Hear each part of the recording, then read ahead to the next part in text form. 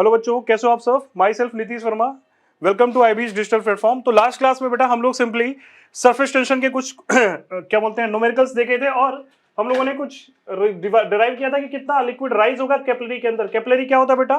तो it's a narrow channel. Narrow channel के अंदर लिक्विड का राइज होना due to the pressure difference on the curve surface. यही बेटा सिंपली क्या कहलाता है? राइज भी हो सकता है, फॉल भी होता है। क्लियर है? तो यही कहलाता है क्या? कैपिलरी राइज या कैपिलरी कैपिलरिटी बोलते हैं। इस फिनोमेना को हम कैपिलरिटी बोलते हैं। तो हमने लास्ट क्लास में ये प्रूव कर रखा था भाई कितना होता है, हाइट कितना होगा। क्लियर? जब कॉस थीटा आपका इतना होता है तो सिंपल सी बात है भाई, सिंपल अगर देखा जाए तो h इक्वल टू हमारा क्या आया था यहाँ पे? तो सिंपल सी बात है, h इक्वल टू हमारा बेटा सिंपली यहाँ पे आया था h इक्वल टू, एक मिनट थोड़ा सा हम लोग, h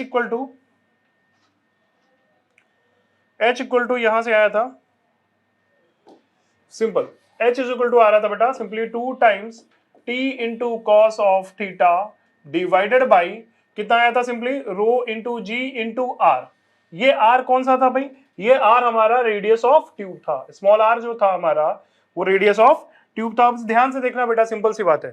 कहने का मतलब कॉस थीटा टिल 90 डिग्री, यानी जब थीटा आपकी लेस देन 90 डिग्री हो, यानी थीटा एक्यूट हो, क्या हो? थीटा एक्यूट हो, मतलब देन cos थीटा की वैल्यू क्या होगी बेटा? cos थीटा जो हमारा होगा वो पॉजिटिव होगा, यानी h की वैल्यू जो आएगी बेटा सिंपली वो पॉजिटिव होगी। मतलब लिक्विड राइज करेगा, लिक्विड राइज करेगा, यस और नो? लिक्विड राइज करेगा। ठीक है।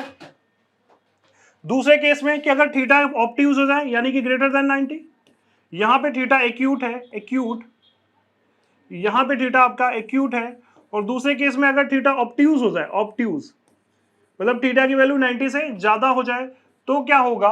तो बेटा सिंपली cos थीटा क्या होता है? 90 से ज्यादा। आपको पता होगा सेकंड क्वाड्रेंट में ये बात आई है, सेकंड क्वाड्रेंट में साइन पॉजिटिव होता है, यानी cos नेगेटिव होगा। cos नेगेटिव होगा बेटा तो h की वैल्यू नेगेटिव आएगी। नेगेटिव आएगी मतलब ऐसा समझो कि हमने ऊपर वाला डायरेक्शन पॉजिटिव लिया, नेगेटिव आने का मतलब क्या हो जाएगा कि cos थीटा हमारा नेगेटिव, मतलब ये बेसिकली फॉल ऑफ क्या हो जाएगा? कैपिलरी। ठीक है, ये क्या हो जाएगा? राइज की जगह पे फॉल हो जाएगा, फॉल ऑफ लिक्विड, ठीक, इन कैपिलरी। बात आई समझ में? तो हम लोगों ने जैसा देखा था, ये थीटा क्या था भाई? ये थीटा हमारा यहाँ एंगल ऑफ कांटेक्ट। थीटा क्या था हमारा? Angle of contact. Angle of contact क्या है? ये हम लोग पहले ही देख रखे हैं। एंगल ऑफ कांटेक्ट टेंजेंट के द्वारा, लिक्विड सरफेस पे जो टेंजेंट खींची जाती है उसके द्वारा लिक्विड सॉलिड सरफेस से लिक्विड की तरफ कितना एंगल बना, लिक्विड में कितना एंगल बना, ये एंगल ऑफ कांटेक्ट था। तो बेटा कहां पे ऐसी चीजें देखी जाती है? तो अगर देखा जाए जब ये वाली केस आएगी तो बेटा सिंपली ये वाला केस आता है कि भाई लिक्विड अगर हम यहां तक भर दें, यहां से समझो, इसको बना देते हैं इधर। ठीक है। इस वाले केस में क्या होगा कि मान लो इस वाले केस में सपोज ये आपका कोई कंटेनर है जिसके अंदर ये कैपिलरी इस तरह से कैपिलरी है, सॉरी देखो ध्यान से, तो ये कैपिलरी इस तरह से रखी हुई है। क्लियर? और इसमें लिक्विड की डेंसिटी, लिक्विड यहां तक भरा हुआ है, सपोज यहां तक भरा हुआ है, तो भाई इसके अंदर जो लिक्विड होगा सिर्फ यहीं तक रहेगा। क्लियर? यानी कि डिप्रेस हो जाती है, लिक्विड फॉल हो जाती है यहां पे इस केस में। क्लियर? लिक्विड जो है फॉल कर जाती है इस केस में। ये आपका H यहां से ये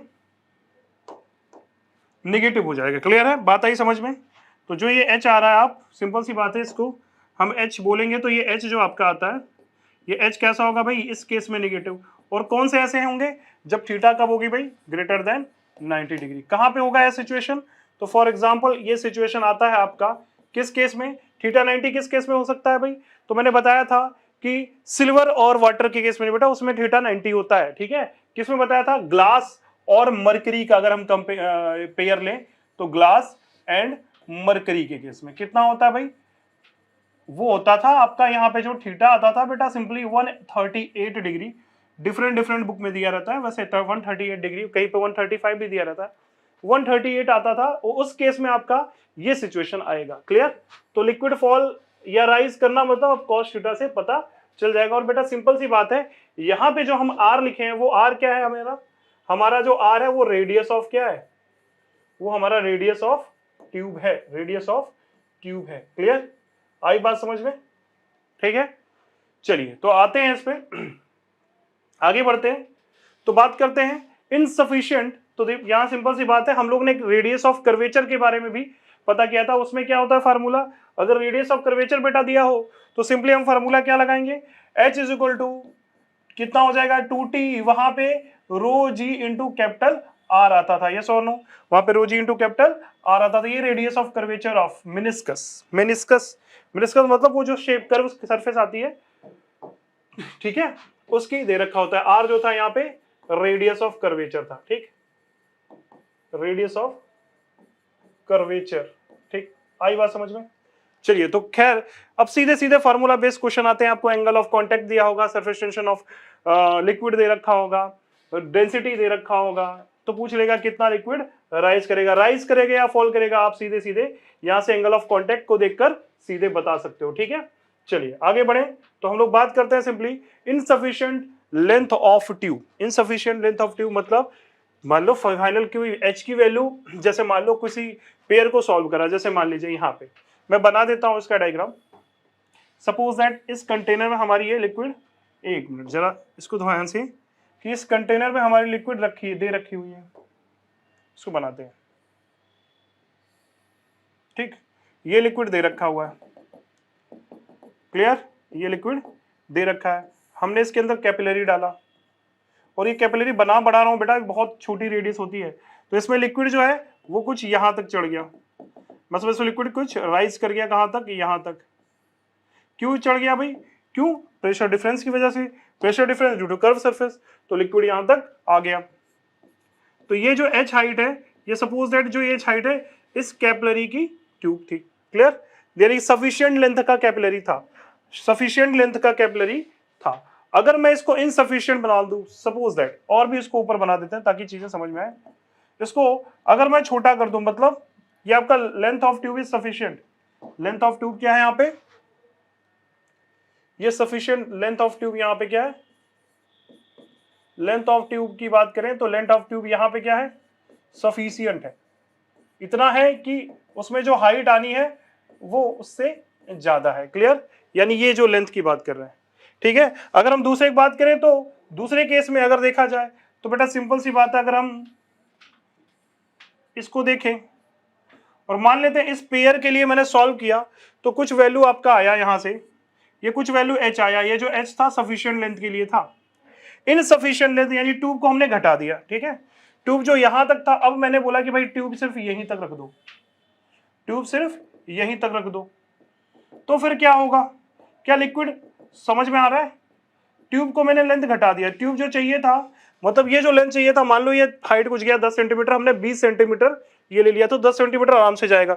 अब सोचो ट्यूब की लेंथ ही 5 सेंटीमीटर लिया और 10 सेंटीमीटर तुम्हारा ऑलरेडी आ रहा है, सपोज मैं समझाने के लिए बोला, मान लेता हूं फॉर एग्जाम्पल ये हमने 10 सेंटीमीटर ले लिया और जो लेंथ था वो ट्यूब का कितना था, ये 20 सेंटीमीटर मान लो सपोज दैट, ठीक है, लेंथ जो रहा होगा वो 20 सेंटीमीटर था, तो भाई पक्का 10 सेंटीमीटर ऐसे दिख जाएगा, लेकिन अब मैंने मान लिया कि लेंथ को हम जो एच चाहिए उससे भी कम ले लिया हमने, अब जो आपका ये लेंथ है एल, ये कम है किससे, एल इज लेस देन किससे, एच, जो रिक्वायरमेंट है हमको, यानी इनसफिशिएंट लेंथ ऑफ ट्यूब, कितना भाई, सफिशिएंट नहीं है हमारे लिए इस बार, इनसफिशिएंट लेंथ ऑफ ट्यूब, क्या बाहर गिर जाएगा लिक्विड, ट्यूब की जो लेंथ है इनसफिशिएंट है, क्या लिक्विड बाहर आ जाएगा, जैसा लगेगा दबाएंगे भाई एच हाइट ऊपर जाएगा, नहीं, लिक्विड कभी भी स्पिल ऑफ नहीं करेगा in case of insufficient length tube, in case of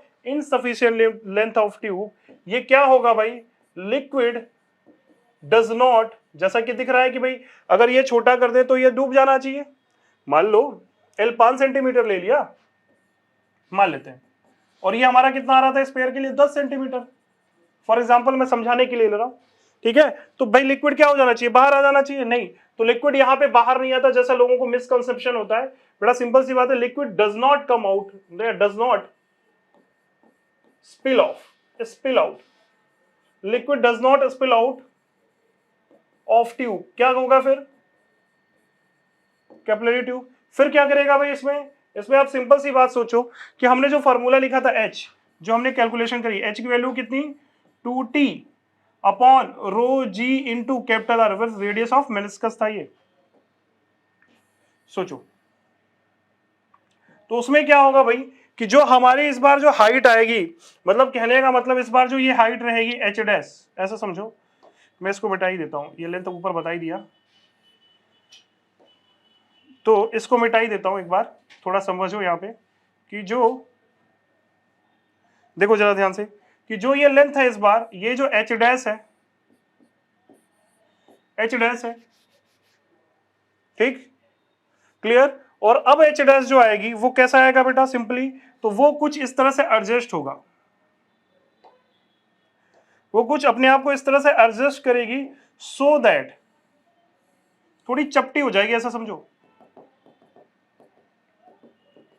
तो कहने का मतलब यहां पे क्या होगा, रेडियस ऑफ कर्वेचर इंक्रीज होगा, किसका, मेनिस्कस का, सो दैट एच हमारा क्या हो जाए, ऐसा ही आएगा, क्लियर है।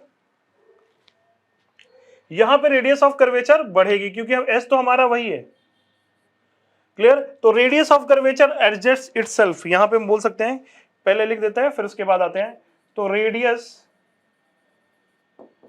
Of curvature, curvature adjust itself, radius of curvature adjust itself, और ये लेंथ हमारा मान लो एल ही था ना, वो एल ही था जो हमने दिखा रखा है। Radius of curvature adjust itself in such a way, in such a way so that liquid does not come out। बोलो बात आई समझ में। तो बेटा सिंपल सी बात है, रेडियस ऑफ कर्वेचर इस तरह एडजस्ट कर लेगा ताकि जो h है वो क्या हो जाए, डिक्रीज हो जाए, और डिक्रीज होने के बाद किसके बराबर हो जाए, l के, क्योंकि पहले का जो h है वो बेटा सिंपल सी बात है l से ज्यादा है, ठीक है। तो ये ऐसा होगा सिचुएशन, क्यों, क्योंकि आपको देख लो ऊपर से ही लग रहा है कि यहां से अगर हम r बढ़ाएं, बाकी सब तो कांस्टेंट है, यानी h is inversely proportional to 1/r। या तो आप ऐसे भी बोल सकते हो कि भाई सिंपल सी बात है, यहां से हम ये बोल सकते हैं कि h इंटू आर्क जो है वो हमेशा कांस्टेंट है, ठीक, और बाकी सब तो पेयर के लिए कांस्टेंट है भाई, t वही रहेगा। तो कहने का मतलब कितना हो जाएगा ये हम बता सकते हैं, ठीक, कितना ये चपटा हो जाएगा, यानी कि अब रेडियस ऑफ कर्वेचर बेटा सिंपल सी बात है इसकी बढ़ गई, यानी ये चपटी हो जाएगी, ऊपर की तरफ चपटी हो जाएगी। इसका मतलब क्या, मतलब अब पहले जो रेडियस ऑफ कर्वेचर था अब ज्यादा आएगा, ठीक, कितना ज्यादा ये हम निकाल ले सकते हैं, ठीक है, कितना निकाल सकते हैं भाई, कितना रेडियस ऑफ कर्वेचर हो गया होगा, तो हम आराम से निकाल सकते हैं, ठीक। तो ऊपर आएगा, ये होगा आपका रेडियस ऑफ, नया रेडियस ऑफ कर्वेचर, मान लेते हैं इसका हो जाएगा आर डैश, तो आर डैश निकाली जा सकती है बिल्कुल इस फार्मूले से। अब आप सिंपल सा देखो, इस फार्मूले में ये तो हमेशा कांस्टेंट है किसी पेयर ऑफ लिक्विड के लिए। चलिए तो हम क्या करेंगे भाई तो हम अगर लगाएं तो फार्मूला तो क्या हो जाएगा, simply h into R is equal to, ये तो हमेशा कांस्टेंट है, यस और नो, देख लो भाई h और कांस्टेंट है, क्यों, क्योंकि अगर हम यहां पे फार्मूला लिखें h इज इक्वल टू क्या, 2t अपॉन रो जी आर, बेटा सिंपली 2t इंटू रो जी आर, तो एच आर क्या है, एच आर क्या है, 2t upon rho g, 2t upon rho g, liquid की density given, surface tension given, तो ये कांस्टेंट हो गया ना, यस और नो, इसीलिए एच आर कांस्टेंट है। तो अब क्या होगा भाई, तो भाई सिंपल सी बात है, बिफोर एंड आफ्टर कंपेयर कर दो। तो पहले जब रेडियस ऑफ कर्वेचर मेनिस्कस की थी रेडियस आर, यहाँ पे लिख देता हूं मैं, पहले जो ये रेडियस थी मेनिस्कस की, यहाँ पे मैं बना देता हूँ, ये जो रेडियस की मेनिस्कस थी, ये आपकी रेडियस की मेनिस्कस, रेडियस ऑफ मेनिस्कस या रेडियस ऑफ कर्वेचर आर था। अब फाइनली क्या हो जाएगा भाई, आर डैश, तो हम सिंपली कितने करेंगे भाई, एच बन गया एल और ये बन गया आर डैश, एच बन गया एल बन गया आर डैश। तो आर डैश की वैल्यू निकाली जा सकती है कि नहीं निकाली जा सकती, बिल्कुल निकाली जा सकती है, कितनी हो जाएगी भाई, H R upon L, H R upon L, since we know कि भाई पक्का, सिंस h is greater than, sorry h is greater than l, it means h by l जो होगा वो पक्का क्या होगा, बड़ा आएगा, ठीक है, it means l, it means r dash is, पक्की बात है कि बड़ी होगी किससे, r से, इसलिए radius of curvature increases, yes और नो, आई बात समझ में। तो आप निकाल भी सकते हो फार्मूले से कि अगर कितना लेंथ ट्यूब हुआ तो रेडियस ऑफ कर्वेचर कितनी हो जाएगी, हम निकाल सकते हैं, ठीक है, क्लियर। रेडियस ऑफ ट्यूब नहीं बदलेगा बेटा, आप ऐसे बोल सकते हो कि यहाँ पे एंगल ऑफ कांटेक्ट बदल जाएगा। ये क्यों ऐसा होता है, हमें पता है कि भाई रेडियस ऑफ कर्वेचर क्या था, आर अपॉन कॉस थीटा था ना, are upon cos theta.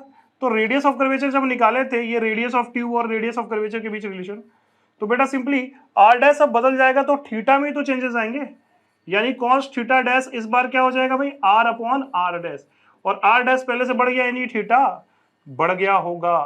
Clear, ठीक है, थीटा बढ़ गया होगा। ठीक है, तो यहां से हम बोल सकते हैं कि एंगल ऑफ कांटेक्ट भी बढ़ गया। देखो एंगल एडजस्ट कर सकता है, एंगल एडजस्ट कर सकता है। थीटा क्या होगा, अगर ये बढ़ाऊं तो ये बढ़ाने पर ये वैल्यू घटेगी कॉस थीटा, यानी पक्का थीटा क्या होगा, कॉस थीटा और थीटा के बीच जैसे जैसे थीटा बढ़ता है कॉस थीटा क्या होगा भाई, इंक्रीज करेगा ना। तो सिंपल सी बात है, कॉस थीटा घट रहा है, इसका मतलब क्या हुआ, मैं यहाँ लिख देता हूँ सिनेरियो क्या हो रहा है, क्रोनोलॉजी देखो ध्यान से। तो भाई जैसे जैसे आर डैश आपका आर बढ़ा तो कॉस थीटा घटा, कॉस थीटा घटा तो पक्का थीटा इंक्रीज किया, थीटा इंक्रीज किया मतलब एंगल ऑफ कांटेक्ट पूछ सकता है कि ये चेंज कर सकता है एंगल ऑफ कांटेक्ट, ऐसा जरूरी नहीं है फिक्स होता है, जरूरत पड़ने पर एंगल ऑफ कांटेक्ट चेंज हो सकता है for a given pair of liquid. ठीक है, क्लियर। तो एंगल ऑफ कांटेक्ट इंक्रीजेस, ये भी पूछ सकता है यहां से एंगल ऑफ कांटेक्ट के बारे में। तो बेटा सिंपल सी बात है, एंगल ऑफ कांटेक्ट इंक्रीज हो जाएगा। ठीक है, क्योंकि कॉस थीटा डिक्रीज हुआ है। क्लियर, तो ये कहानी थी इनसफिशिएंट लेंथ ऑफ ट्यूब की। ठीक, क्लियर, चलिए तो नोट डाउन कर लो यहाँ पे। क्लियर है, देखो तो insufficient length of capillary tube की बात करें तो हम इतना बोल सकते हैं कि भाई अगर ये ऐसा हो रहा है सिचुएशन, तो भाई रेडियस ऑफ कर्वेचर, ये इनिशियल जो थी ये रेडियस ऑफ कर्वेचर था, ठीक, एच हाइट रही होगी जब सफिशिएंट लेंथ ऑफ ट्यूब था। ठीक, अब जैसे ही हम लेंथ को घटा दिए, जो ट्यूब था पहले से कम कर दिए, मतलब फॉर एग्जांपल मैंने दिया कि मान लो सब ट्यूब रहा होगा 20 लेंथ का, 20 मीटर सेंटीमीटर का, और जो हमारी हाइट राइज हुई लिक्विड की इसके लिए वो 10 सेंटीमीटर की। अब टू भी हमने क्या कर दिया, घटा दिया, वो कर दिया 5 सेंटीमीटर का, सॉरी ये सेंटीमीटर है। क्लियर, और हमारी जो हाइट थी वो एग्जैक्टली बनी रही है ना 10 मिनट, 10 मीटर 10 सेंटीमीटर, तो 10 सेंटीमीटर क्या करेगा, लिक्विड निकल जाएगा क्या 5 सेंटीमीटर, नहीं, लिक्विड कभी निकलेगा नहीं। जैसा कि कॉमन सेंस लगता है कि निकल जाएगा, ऐसा कुछ नहीं होता। ठीक है, क्या होता है, वो उसमें लिक्विड अपनी रेडियस ऑफ कर्वेचर एडजस्ट करेगी, रेडियस ऑफ मेनिस्कस एडजस्ट होगा, ऐसा एडजस्ट होगा ताकि कोई भी लिक्विड यहां से बाहर ना हो। तो ये पहले जो कर्वियल था अब थोड़ी चपटी होती जाएगी, यानी रेडियस ऑफ कर्वेचर इसका बढ़ता जाएगा। क्यों बढ़ता है वो हम फार्मूले से भी देख सकते हैं कि भाई 2t upon rho ji are, किसी भी फिक्स लिक्विड और इस क्या बोलते हैं ये सिस्टम के लिए टी भी फिक्स है क्योंकि लिक्विड की सरफेस टेंशन है, रो दे रखा, लिक्विड की डेंसिटी ये सब आपका दे रखा होगा, टी और रो ये सब आपका गिवन होगा, तो भाई ये सब फिक्स है, जी तो कांस्टेंट है। तो कहने का मतलब एच जो है इनवर्सली प्रोपोर्शनल टू आर है, या हम बोल सकते हैं H into R is equal to constant. तो भाई पक्की बात है किसी इसके लिए एच आर कांस्टेंट, इस बार जो लेंथ था वो गिरा तो पक्का आर यहाँ पे क्या हो गया, बढ़ गया। क्लियर, तो वही बात है, कितना बढ़ जाएगा ये हम यहाँ से रिलेशन से निकाल सकते हैं, और क्यों ऐसा हो रहा है ये हम देख सकते हैं। ठीक है, आई बात समझ में, और एंगल ऑफ कांटेक्ट कैसे चेंज हो रहा है ये भी हम दिखा सकते हैं। क्लियर है, बात आई समझ में। चलिए आगे बढ़ते हैं। तो हाँ, अब आप बात करते हैं लेवल ऑफ डिफरेंस की। तो लेवल ऑफ डिफरेंस क्या होता है बेटा, सिंपल सी बात है, एक बार जरा ये क्वेश्चन के फॉर्मेट में मैं इसको थ्योरेटिकल पार्ट में करवा देता हूं। लेवल ऑफ डिफरेंस की बात करता है, लेवल ऑफ डिफरेंस। ठीक, तो मैं लिख देता हूं फिर से, लेवल ऑफ, एक minute, level of difference, level of difference इन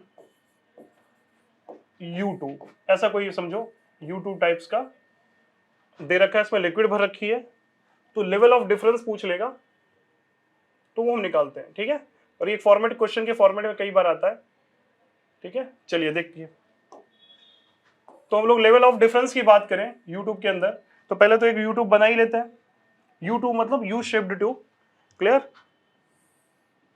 तो सिंपल सी बात है इसमें एक, हाँ, लेवल ऑफ डिफरेंस की बात करेगा बेटा तो दोनों आर्म्स का क्रॉस सेक्शन एरिया सेम नहीं देगा, क्योंकि अगर दोनों आर्म्स के क्रॉस सेक्शन एरिया सेम हो जाएंगे तो लेवल ऑफ डिफरेंस की बात ही नहीं होगी, दोनों में लिक्विड की जो लेवल होगी वो दोनों में सेम हो जाएगी। क्लियर, अब बात करते हैं दोनों में हम लिक्विड भर देते हैं। ठीक है, तो सिंपल सी बात है किसमें लेवल ज्यादा होगा किसमें लेवल कम, तो शुरुआत से मान लेते हैं कि इसका जो एरिया ऑफ क्रॉस सेक्शन या रेडियस मान लेते हैं R1 था, इसकी रेडियस R2 थी। ठीक है, तो पक्का ये R1 जो है वो radius of tube, radius of left arm of tube. Clear? R2 जो है बेटा सिंपली ये क्या है, ये रेडियस है हमारा राइट आर्म ऑफ ट्यूब का। क्लियर? अच्छा, तो इसमें लिक्विड कैसा रहेगा भाई, सिंपली अगर देखा जाए तो हाइट ऑफ डिफरेंस पूछा हुआ है, तो पहले हम निकालते हैं। अगर इसमें हम लिक्विड डालें तो होगा क्या, तो बेटा सिंपल सी बात है कि H इज इक्वल टू, इस फार्मूले से देखा जाए तो 2t, रेडियस ऑफ ट्यूब की बात कर रहे हैं तो बेटा cos t अपॉन रो जी आर की बात करेंगे। ठीक है, for given pair of liquid and solid आपका cos थीटा फिक्स होता है, सरफेस टेंशन फिक्स होगा, लिक्विड दे रखी है, रेडियस भी फिक्स होगा, सॉरी डेंसिटी भी फिक्स होगा, तो R किसके प्रोपोर्शनल, H किसके प्रोपोर्शनल होगा बेटा, simply 1 by radius of tube. यानी कि पक्का जिसकी रेडियस ज्यादा उसका H कम, जिसकी रेडियस ज्यादा बेटा उसकी H कम होगा। तो पक्की बात है, यानी लेफ्ट आर्म में जो लेफ्ट आर्म में जो हाइट होगी, जिसका रेडियस ज्यादा उसका हाइट कम, यानी कि जिसमें किसकी रेडियस ज्यादा भाई, रेडियस सेकंड वाले की है, तो इसमें पक्की बात है कि जो हाइट होगा लिक्विड का वो कम होगा, यानी कि यहाँ पे हाइट बेटा ज्यादा होगा। ठीक है, तो इसको हम इस तरह से ड्रॉ कर ले, और यही हाइट डिफरेंस आपका पूछ रखा है, यही डिफरेंस इन हाइट पूछ रखा है। क्लियर? तो अब सिंपल सी बात है, हम सीधे सीधे निकाल पाएंगे, हाँ या ना? क्लियर है? चलिए, तो भाई सिंपल सी बात है, यहाँ पे अगर देखें तो आप रेडियस ऑफ कर्वेचर देखो, ये इस तरह से रेडियस ऑफ मेनिस्कस, ये मेनिस्कस का कर्व, मेनिस्कस ये कर्व्ड सरफेस कितना आएगा जरा देखो ध्यान से। तो ये जो हाइट है आपको यही हाइट ऑफ डिफरेंस पूछ रखा है, ये मतलब डेल्टा एच, या ऐसे सोचो अगर मैं इसको बोलूं H1 यहां से यहां तक, इसको बोलूं मैं H2, ठीक है, तो इन दोनों के बीच यही लेवल ऑफ डिफरेंस पूछ रखा हुआ है। ठीक, तो डेल्टा एच मतलब H1 माइनस H2 आपको पूछा है, तो निकाल लेते भाई H1 H2, तो हमें सीधे सीधे पता है क्या निकालेंगे, H1 H2 H2। चलो H1 H2 क्या निकालेंगे, तो H1 की वैल्यू लिख सकते हैं क्या, बिल्कुल, H1 कितना होगा, वो तो लिखेंगे sir 2t into cos of theta divided by rho into ji into R1। Similarly H2 लिखेंगे कितना, तो 2t into cos of theta, ऐसे क्वेश्चंस भी आ जाते हैं, इंटू रो जी इंटू R2। क्लियर? अब हमें पूछा कि H1 माइनस H2 बता दीजिए, H1 माइनस H2 यही हमारा डेल्टा H है, तो बेटा सिंपली अगर हम डेल्टा H यहाँ पे लिखें तो डेल्टा H मतलब H2 माइनस H1, और ये हो कितना जाएगा, तो 2t cos थीटा, नीचे क्या बचा, रो जी कांस्टेंट हो जाएगा। क्लियर? बाद यहाँ पे क्या आ रहा होगा, 1 by R1 minus 1 by R2। Clear? तो पूछा जा सकता है कितना हाइट डिफरेंस है, तो इस तरह से हम सीधे सीधे निकाल लेंगे। ठीक है, तो डेल्टा एच की वैल्यू ये हो जानी है। आई बात समझ में? क्लियर? तो इस पे क्वेश्चंस कई बार दे दिए जाते हैं, निकालने के लिए कितना आ रहा है सेंटीमीटर। क्लियर है?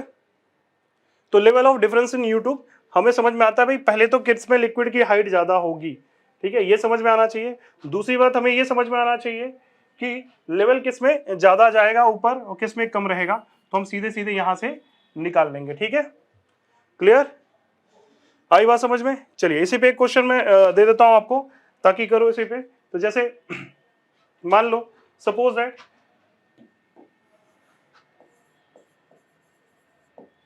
Suppose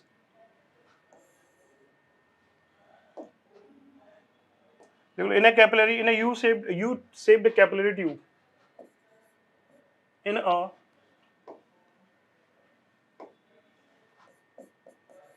a U-shaped capillary tube, capillary इसलिए क्योंकि बेटा बहुत पतला रेडियस बहुत कम होगा, capillary tube, in U shaped capillary tube,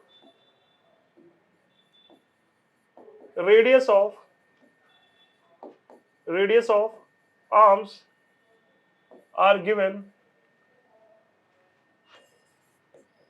1 mm and 2 mm, 1 mm and 2 mm respectively. Clear? Surface tension of liquid inside tube is 70 dyne per second. बेटा simple सी बात है, 70 dyne per second दे रखा है। क्लियर? और क्या दे रखा हुआ है, ठीक, सब कुछ हमें दे रखा। हमें density of liquid, density of liquid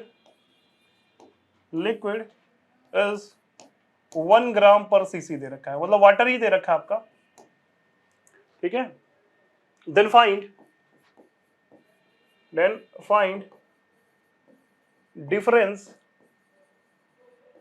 difference in height of liquid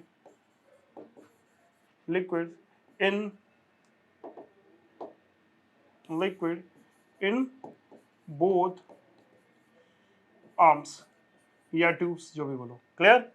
चलिए, तो ये क्वेश्चन सिंपल सी बात है कि हम सीधे सीधे इस क्वेश्चन को कर सकते हैं। क्या बोल रखा है, इन अ यू शेप्ड कैपिलरी ट्यूब, तो डायग्राम भाई पीछे दे रखा हुआ है, ठीक है। इसी पे हम लोग आते हैं, तो इसमें दो दे रखा हुआ है हमें, क्या ट्यूब है, कैपिलरी ट्यूब है यू शेप का।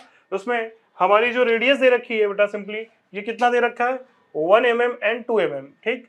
सरफेस टेंशन लिक्विड जो उसके अंदर है, यानी वाटर की बात कर रहा है, जो भी दे रखा है लिक्विड, उसकी सरफेस टेंशन दे रखी है हमें कितना, इतना। डेंसिटी लिक्विड की दे रखी है 1 ग्राम पर सीसी।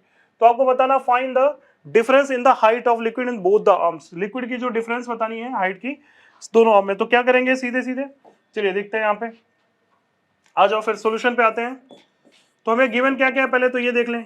तो गिवन हमें क्या है भाई, R1 गिवन है कितना, R1 हमें 1 mm, यानी 1 × 10⁻, लिख लेते हैं पहले 1 mm, तो सेंटीमीटर में बदल दो इसको, 0.1 सेंटीमीटर, क्योंकि हमारा आंसर डाइन में दे रखा है तो सीधे डाइन में रख देंगे। 2 mm दे रखा है, इसमें 0.2 सेंटीमीटर। अच्छा, सरफेस टेंशन यानी दे रखा है हमें टी की वैल्यू वो 70 डाइन पर सेंटीमीटर, तो हम एज इट इज रख देंगे, तो हमारा जो हाइट आएगा वो सेंटीमीटर में आ जाएगा, इसलिए हम लोग ऐसा कर रहे हैं। डेंसिटी भी हमें दे रखी है कितनी, 1 ग्राम पर सीसी, 1 ग्राम पर सीसी, यानी सब सीजीएस यूनिट में। क्लियर है? क्या लिखेंगे अभी, अभी सीधे सीधे पीछे वाला क्वेश्चन था, क्या करेंगे, तो सीधे सीधे फार्मूला लगा देते हैं भाई। करने का तरीका तो ये H1H2 अलग अलग निकालो, दोनों का डिफरेंस ले लो। सीधे सीधे हम यहाँ पे निकालेंगे तो क्या आएगा, एक्चुअल में ये H1 - H2 है, ठीक है। चलिए, यहाँ पे ये H1 - H2 ना कि H2 - H1। तो क्या निकालेंगे भाई, सीधे सीधे फार्मूला लिख लो, H1 - H2 करो, सीधे से आंसर आ जाएगा, या फिर डायरेक्ट फार्मूला छाप लेते हैं, आ जाओ देखते हो। क्लियर? चलिए, हाँ, तो निकालते हैं भाई, क्या हो जाएगा, सीधे सीधे अब डेल्टा H की वैल्यू जो है वो H1 - H2 थी। H1 - H2 कितना था, तो 2t into cos of theta divided by, और भाई लिक्विड, और मतलब लिक्विड में आपका वाटर है तो थीटा हम दे देते हैं यहाँ पे सीधे। थीटा कितना होता है, मैं लिखा अज्यूम एंगल ऑफ कॉन्टैक्ट, यानी थीटा इज इक्वल टू कितना हो जाएगा, प्योर वाटर मान लेते हैं, इस केस में कितना आएगा, 0, ठीक है। तो कॉस 0 हो जाएगा, ठीक है। नहीं दे रखा है तो प्योर वाटर है, डेंसिटी दे रखी है ना, प्योर वाटर के केस में मान लो ये दे रखा है, ठीक है। चलिए, तो 2t cos theta divided by कितना हो जाएगा भाई, रो इंटू जी, ये common 1/r1 minus 1/r2। Values put करिए, आंसर लीजिए, ठीक है। वैल्यूज पुट करिए और आंसर सीधे सीधे आ जाएगा। तो वैल्यूज पुट करते हैं भाई, सीधे सीधे कितना आ जाएगा, तो delta H is equal to 2 into T, T कितना है 17 डाइन पर सेकंड, एज इट इज रखते हैं। क्लियर? क्योंकि आंसर फिर हमारा जो H आएगा वो सेंटीमीटर में आएगा। 2 इंटू टी, रो की वैल्यू कितनी है 1, इंटू जी की वैल्यू कितना लिखेंगे भाई, जी की वैल्यू हम 1000 लेंगे, क्यों, क्योंकि अगर हम 10 लेते हैं तो क्या होता है, जी की वैल्यू 10 मीटर पर सेकंड स्क्वायर होता है। अगर हम इसको कन्वर्ट कर रहे हैं किसमें, सेंटीमीटर में, तो 100 से मल्टीप्लाई करेंगे, यानी 1000 सेंटीमीटर पर सेकंड स्क्वायर लिखेंगे कि नहीं लिखेंगे। क्लियर? तो आंसर हम लोग 1000 जी की वैल्यू रख दिए, कितना आएगा अंदर 1/0.1 सेंटीमीटर में, 1/0.2 सेंटीमीटर में। क्लियर? चलिए, तो सॉल्व कर लेते हैं भाई। डेल्टा H 2 इंटू 70, एक काम करो, एक जीरो यहीं से मार दो, कितना हो गया, 2 into 7 divided by, 2 into 7 divided by कितना 100, और यहाँ पे सॉल्व करेंगे तो बेटा सिंपल सी बात है, यहाँ पे आएगा 0.2 माइनस 0.1, यानी 0.1 यहाँ पे बचेगा, देखो 0.1 यहाँ पे बचेगा, डिवाइडेड बाई कितना होगा 0.1 इंटू 0.2, तो 0.1 से कैंसिल। यहाँ से अगर देखा जाए तो यार सीधे सीधे ये कितना हो जाएगा 20, और ये कितना ऊपर 2 इंटू 7 डिवाइडेड बाई क्या होगा। क्लियर है? तो डेल्टा H की वैल्यू कितनी आ जाएगी भाई, तो 2 इंटू 7 यहाँ कितना हो जाएगा तो 2 इंटू 7/10 इंटू 2, तो 2 से 2 कट जाएगा बेटा, सिंपल सी बात है, कितनी आ जाएगी वैल्यू, तो 10/7 यानी कि 0.7 सेंटीमीटर। तो हमारा h का वैल्यू कितना आ जाएगा, 0.7 सेंटीमीटर। क्लियर? तो इतना आंसर होगा हमारा, हाइट डिफरेंस पूछा था। ठीक है, क्लियर है, आई बात समझ में? ठीक है, चलिए, तो ये क्वेश्चन था हम लोगों ने कर रखा है।